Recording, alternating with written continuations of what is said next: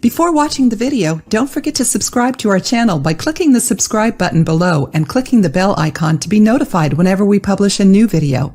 This syrup helps stimulate bowel movements, making hard, dry stools easier to eliminate. If this is your problem, here's a natural remedy to help you go to the bathroom. Before you start, tell me if you suffer from constipation. On average, how many days on average do you go without going to the toilet? 1, 2, 3 days?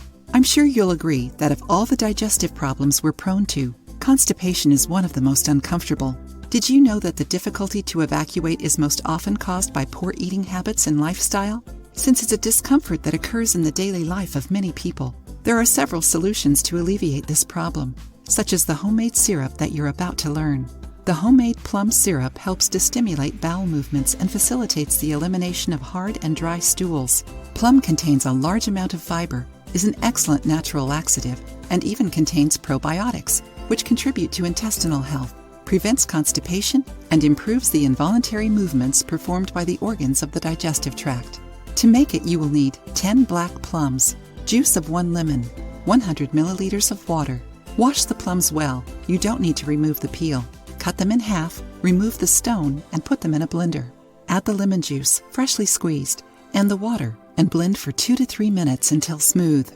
Store in a glass jar with a lid and refrigerate. If you are going through a period of occasional constipation, take this syrup as follows: 3 tablespoons on an empty stomach, 3 tablespoons in the morning, 2 tablespoons in the afternoon.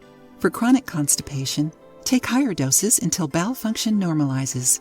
And if you just want to prevent constipation, take 2 to 3 tablespoons of this syrup per day. Did you like today's recipe? Remember to always drink plenty of water, at least 2.5 liters per day. Choose high-fiber foods and exercise.